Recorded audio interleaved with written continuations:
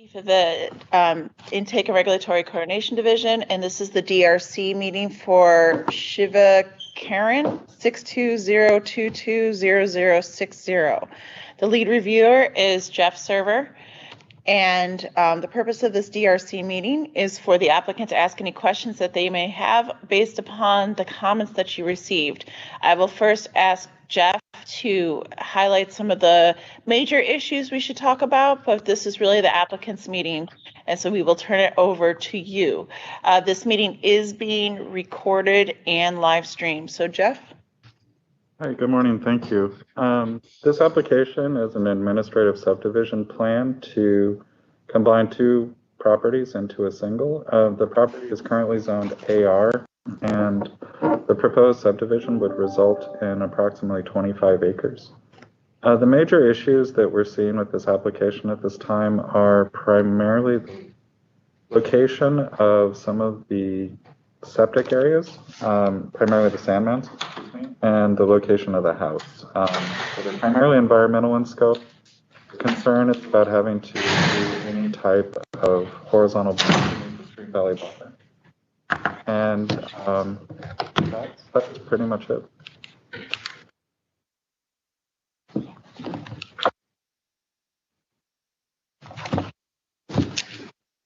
Okay, would the applicant like to ask any questions you may have?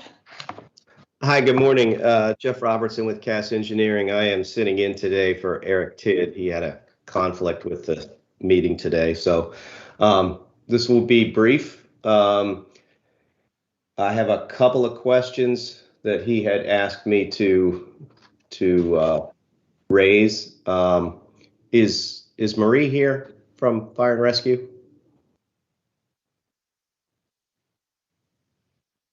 You know, I do not see Marie on right now.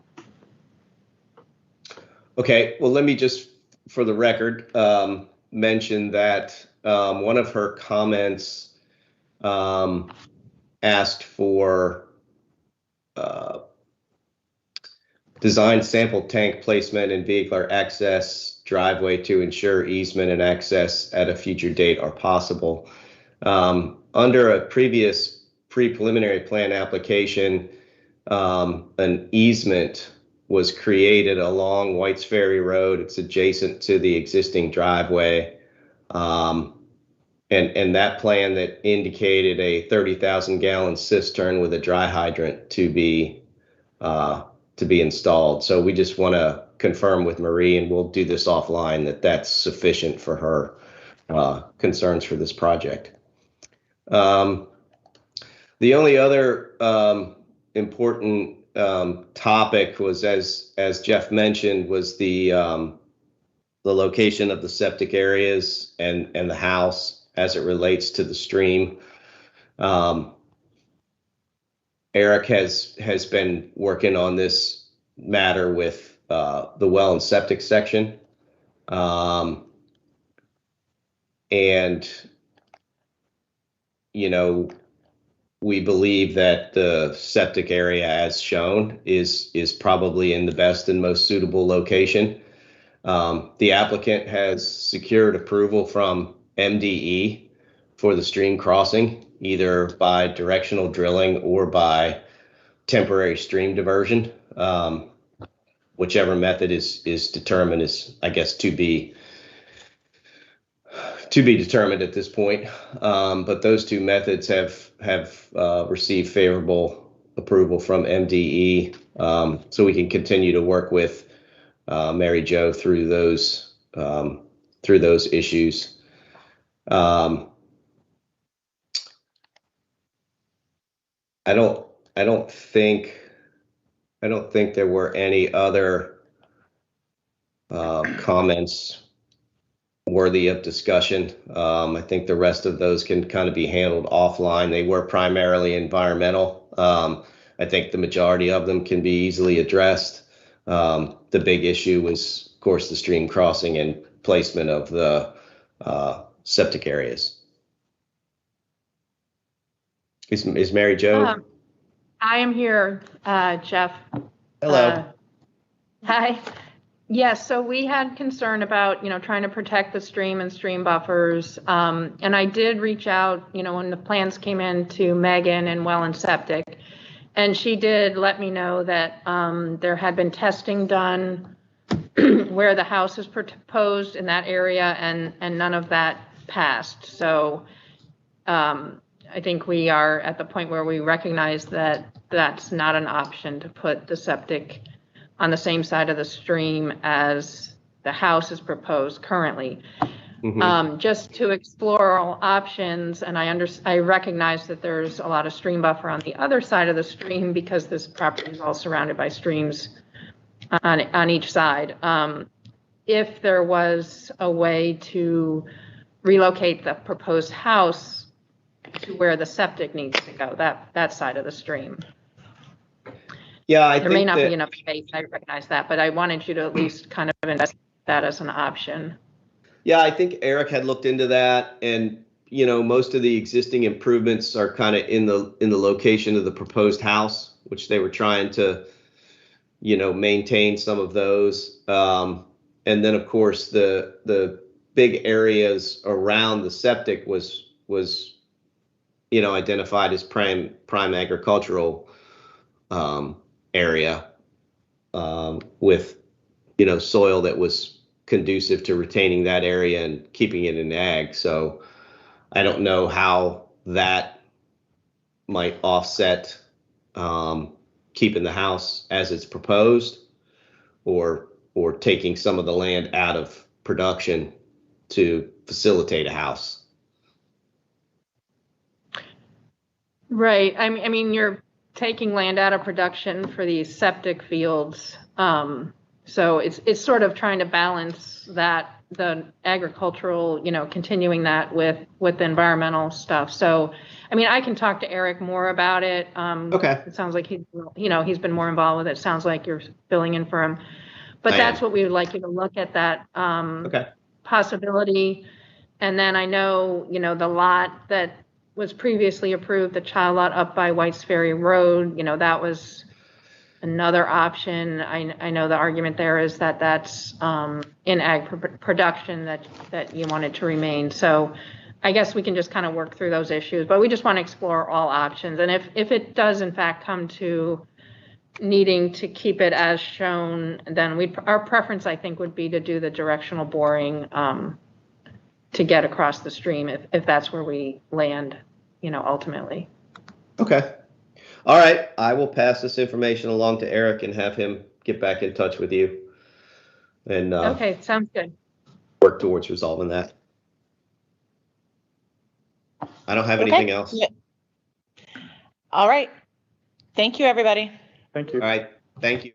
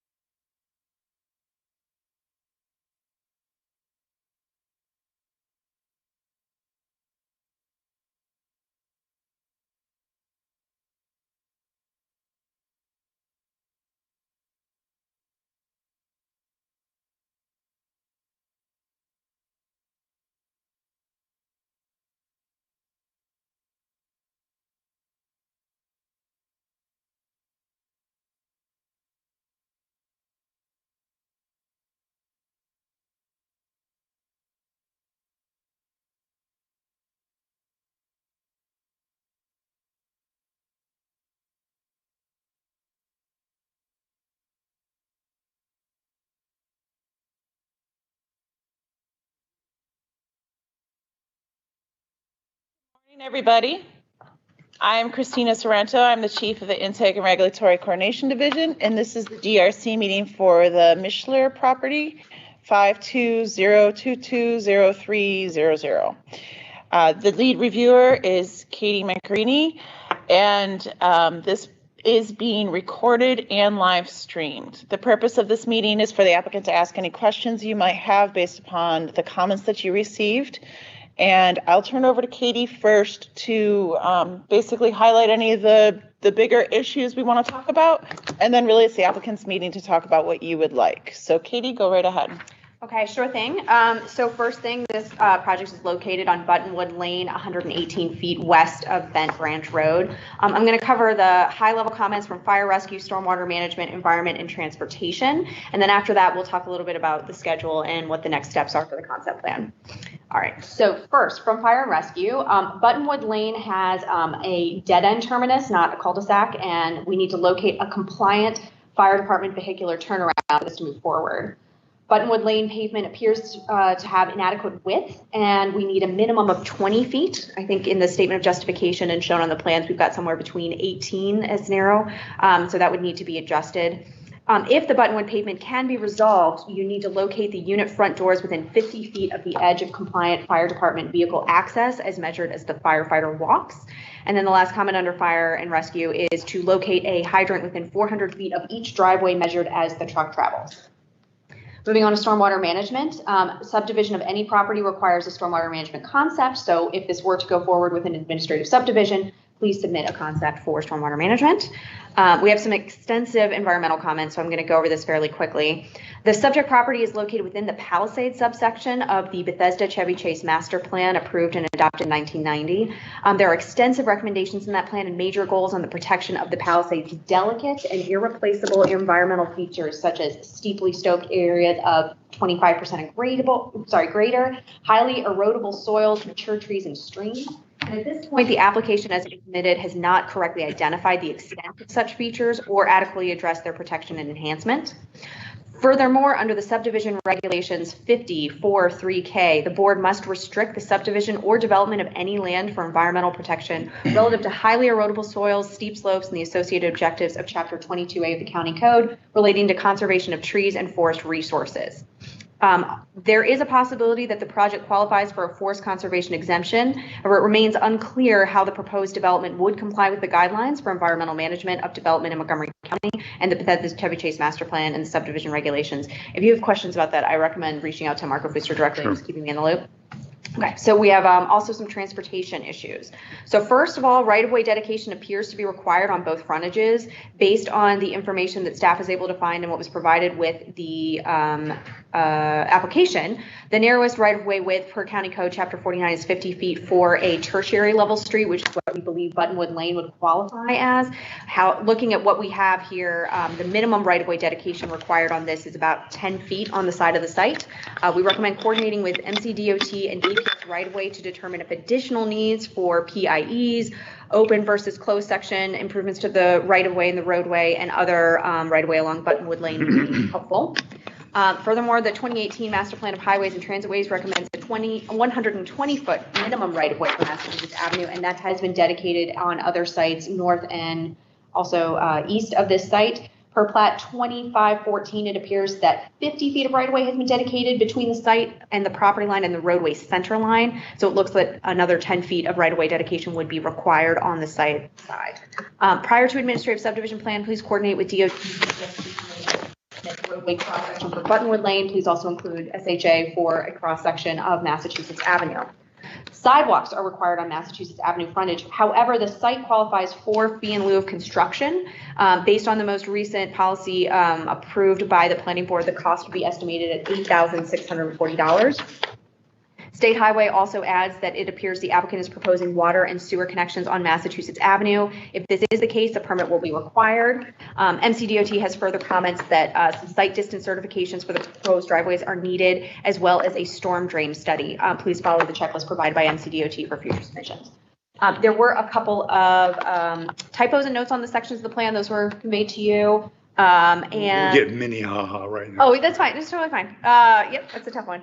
But then also I noticed that both of these lots are through lots and therefore they're not subject to side setbacks. Mhm. So that would be just a row in the table to take out with a future submission. With that, I think that concludes our high level comments. If there's any questions, we're happy to discuss them now. We knew it was going to take a while. You got good detailed comments, more than I really expected for a concept plan, so it's great. And as I mentioned, I know we're going to want to sit down and talk to you about environmental, in particular, the rights-of-way issues, and we'll probably separately meet with Marie LeBois. But Charles Grimsley, our engineer, has got some things he wanted to just feed back to you so you kind of know where we're coming from. Charles, they can share the screen with you, so if you'd like to go ahead and make your points, go right ahead. I think you're on mute, Charles. Should be on. We can't hear you. There we go. There you go. Okay. I think that we had looked at the plat. This was the plat that created this part of this subdivision. And it's interesting that all the. Are you sharing something, Charles? Charles, it's not up there yet. Yeah. Would you like to share something? I'm trying to get it up now. There you go. Okay, this is the plat that created the lots. And it's interesting that, and of course, this is 1950, but all the streets in the subdivision, except for Buttonwood Lane, were dedicated at 50 feet. And it was apparent that there was a reason that the planners and whoever was involved in the planning decided that Buttonwood Lane would only require a 30-foot right-of-way. As far as access, just lot 13, which is our lot we want to subdivide, 14 and 15, those lots are the only lots that actually have their primary access off of Buttonwood Lane. And the corner lots have access off of Bent Branch, and these lots that have frontage on Buttonwood actually have their access off Bay Tree. So we're not so sure that, I mean, when they planned 30 feet here, they had a specific reason for doing it because all the other streets were 50. So I'm not sure if the right-of-way dedication is really necessary. And I think it will have to go further to see, is any sidewalk required here, and would that require maybe a PIE? So I think we'd like to not dedicate unless there's a specific reason that it has to be dedicated, and provide if there's any improvements along the frontage. The width of the roadway, and I think as Jody said, we want to talk directly to Marie to see with this situation what our options might be and how we can work toward complying, because her comment is that you need to have basically a fire lane and a proper turnaround. So we'd have to see, is there some way we can work this out to get access approved by the fire department? I think, as you said, it's only about 120 feet from the intersection going to the property. So I don't know if the short distance there may be of help. 20 feet of width, we probably could be able to comply with that with the amount of widening on our side. When we looked at, and I'm not sure if I have this GIS map. Let's see if I can find it.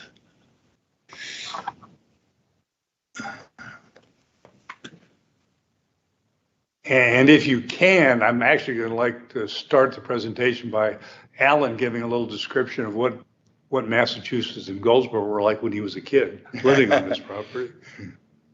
Because it's a different configuration than is there today. I'm sure that's true. Okay. Are you seeing the GIS map? Yeah. All right. So the gray areas are the roadways as the paved areas as they are today, right? Yes. Well, it's a GIS representation. So Alan, explain what it was like when you were a kid living there. So I think when my parents, I was born in 56, but I think when my parents first got this lot in 54, actually, that part of Mass Ave was a dirt road. Mhm. And, but as you come from the city towards Goldsboro, the road actually split this way. It was a Y, and there was no straight part. So you had to go right or you had to go left. And there was no T intersection.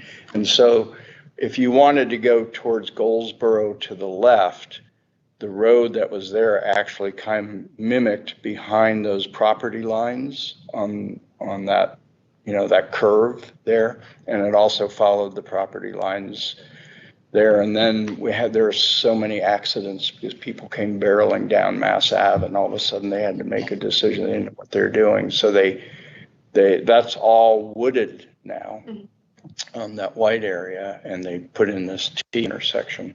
I think that was probably done in the mid 60s to late 60s, I think. Katie, I think Charles wanted to tell you that he thinks he can show that we have more than 50 feet of separation from basically the rear of our lot to the center line of Mass Avenue. And when you say can see how much separation, right do you away. mean actual right-of-way that's dedicated? Pardon? When you say separation, do you mean dedicated Yeah. right-of-way? That's great. If you have documentation to that effect, Sure. that's fine. That's how I framed the comments, as being like based on what we could find. I understand, because you can see how much land area there is Right. in there for the intersection. Right, So yeah. we think that one we can take care of. So Yeah, anyway, if you- it be addressed with more definite information on the right of way. So, okay. So getting back to, I guess, other comments. I think as Jody said, we will want to talk directly to Marie on the fire department access situation, how we can deal with that. The environmental. I'm sorry. We were just talking about whether Marie was online today, Oh, and she's not. okay. The environmental comments, our environmental consultant, Marion Bundens, has been on vacation. She's just getting back, and she hasn't had an opportunity to review these comments yet. But she had worked with us with some of these things early on, and I think that our next step would be for she and I, and likely Jody, to have a conference with Marco to talk about the comments, and then it's I think a potential that we might want to actually meet on the site at some point. So that's something that I think we could try to get set up within the next week or so. I think the other issue on the sidewalks, there is a sidewalk. There's like a full sidewalk on the opposite side of Massachusetts Avenue, and there really is there's nothing active happening on our side of Massachusetts Avenue. Certainly, so I'm not sure why we would have to have a requirement for a sidewalk, even though I know the plan says a section would have a sidewalk. I don't see where a sidewalk would be of any use here.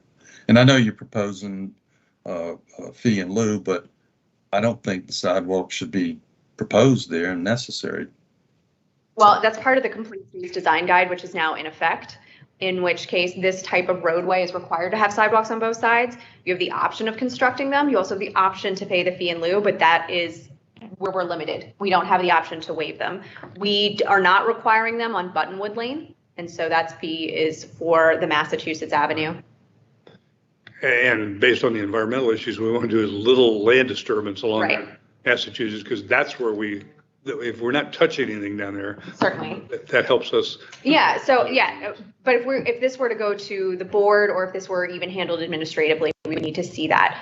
You are correct, Charles, that we would want to see that still on plans to show that this isn't precluded by this, and we would need to show it on cross sections. And if you choose to move forward with fee in lieu instead, you would just say to be constructed by others or at another time. That's fine. But right now, the board has been very clear that staff is not to recommend moving forward without sidewalks on both sides for a roadway of this classification. Okay, so you're saying that fee in lieu would most likely be required in Massachusetts. what is this, what would be this, the requirement on Buttonwood? None. Okay, You would just, Okay. yeah, Just the right of way dedication. right. okay. And that Yeah, I we- think we'd like to see if that really has to be required, or could that be, I won't say waived, I think that right of way is adequate, but I think the fire rescue issue is going to be, kind of tell us where we need to go with that. Right. I think other things that we expected, obviously a stormwater concept and other issues. I think the environmental, setting is kind of is what it is. Certainly our proposed work would not be encroaching well down into the lot. So we were trying to limit that and see if we could maintain some of the significant tree cover that is on the back of the lot and not affect, to the extent, we could least affect the Massachusetts right of way. We just have utility connections that have to be made because water and sewer utilities are in Massachusetts Avenue. There are no water and sewer utilities in Buttonwood Lane. So those would be necessary, and we just have to figure out what's the best course or route to take to get those connections put in. Would Marco agree with our design goal, I should say, of trying to maximize our development on the front of the lot, that would refer to minimize the removal of trees on the back of the lot so that you're protecting the view shed from Massachusetts Avenue and Goldsboro, and be a little bit less concerned about on Buttonwood? And I guess that's really a question to Marco. Correct. Yeah, he's And here. Yeah, hi. Sorry, I've been sick lately, but one of the comments was there's some question about the soils. So definitely you have the 16D or highly erodible soils on the site. Per your submitted materials, those soils are shown on the back half of the lot, but I'm not certain that's accurate. One of the things is you have a note saying the soil source you used, which isn't the official source. So because I haven't been able to go to the office, I haven't seen my official source lately either. However, our GIS, which I could put up on the screen, which technically isn't the official source either, but every time I've ever checked it does match the official source. It shows the soils up toward the front of the property. So that's something that we really have to pin down, where the highly erodible soils really are. So if you actually have those in the front and then you have the other resources in the back, you have the environmentally sensitive resources everywhere rather than more of them overlapping toward the back. So that's something that would need to be resolved. Well, Charles, where did we get so we didn't use the soil survey maps from Montgomery County? We should have used the USDA.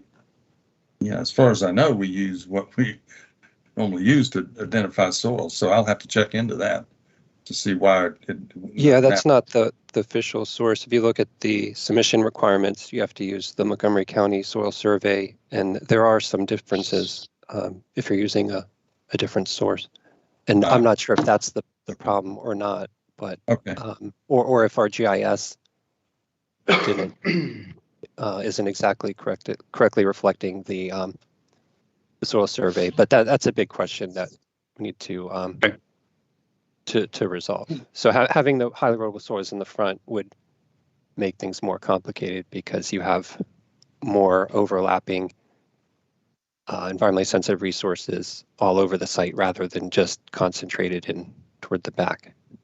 Well, I think that, this is a plan to subdivide to create 2 lots if that's possible. And you've got construction where we've tried to keep it as close to the front of the property as we could. But, the fallback here would be that there's an old house on the lot that if it was sold as one lot, then it would be redeveloped with a new, probably very large house on the lot, and there would still be a need to have grading and sediment controls provided for grading in that area, whatever those soils are. So, yeah, it might be sensitive, but there's a way to manage grading and proper sediment controls and stabilization to deal with the soil. So anyway, we'll get the soil, identified more accurately if it's a different source that we need to use. But I would suggest that when I can get with Marion and go over the full comments, then we probably have a preliminary conversation with you to go a little bit further and then see what else we need to do to address some of these things. Yeah, that'd be fine. Let me know when you're ready for that. Okay. Roughly. Fully This is recovered. Rebecca Tora from DOT. Rebecca. When we talked about the right-of-way width, we had determined that you needed to dedicate additional 10 feet of right-of-way to comply with today's current standards. We don't ask you to upgrade the right-of-way other than potentially if there's a ditch or something, but I don't think in this case we're asking for that. But we do ask for the additional dedication of the right-of-way so that in the future, if other properties come in, we can make sure that we have adequate right-of-way. So, Rebecca, that one is kind of doable. The one that Marie said, and you mentioned, Katie, about having adequate turnaround. I mean, clearly the cul-de-sac at the end of the road is not big enough for a normal fire truck. And would the department, your department, put much weight in the fact that it has a limited number of properties that actually front and access that use the street? well, I think that's Marie's requirements, that it's not a proper Right. turnaround. Right. My experience is that you could do the 60-foot wings, which she talks about. But I think, have a T type intersection with one of the driveways. That's the only thing I was thinking of. But yet when this property came in, the pavement width, which is less than 20, what we see based on what she gives comments on other projects. And when we looked at this, it is concerning because the cul-de-sac is not proper. My only thought, and I'm not a fire person, was that you could use the driveway somehow with 60 feet wings. So where's Malcolm Shanneman to tell us why they allowed this to be platted at 30 feet? in 1950, he's probably dead, 6 feet under. Well, he is now. Dead. He's been dead, yeah. Yeah. I mean, we have a lot of properties. It's a secondary residential street because it was platted before 1970. So it needs to needs to follow that requirements. And then you need 20 feet of paving. Marie requires probably all the way down to the end of the street on the right. And then you need to provide somehow 60-foot wings of some sort. So, I mean, but that's just me from what she tells us. And she tells everybody else. Yeah, I just wanted to interject a little bit.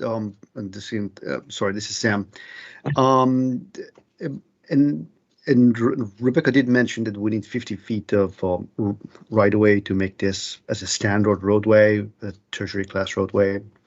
But I think Charles need to look into see if we could fit a road with drainage ditches as we normally put in the open section roadway within this 50 feet or not. That's the question. That's why Katie in the beginning of the conversation mentioned we may need PIE because every road, as we know, is either closed section or open section. If it is open section, although we're not asking you to improve it, we should be able to show that they're going to fit. That it fits within the right of way. Exactly. Okay, thanks, Sam. Understand. All right, any last minute? Charles, did you have anything else you wanted to discuss with the team that's here or on here virtually? I don't think anything further this morning. Well, thank you. The report was very comprehensive, again, and a lot more detail than we expected. So it gives us things to think about, and we'll basically digest it. As Charles says, he'll meet with Isla and Irma, and then we'll get a hold of you folks and hopefully get it together out on the site. and maybe individually with DOT and or fire and rescue. Yeah, just loop us into those conversations so Yeah, that we would more like to be a part of continuity. those Yeah. meetings. Sir, do you want to say anything? No, I'm fine. All right. Appreciate everybody's time. Thank you, everybody.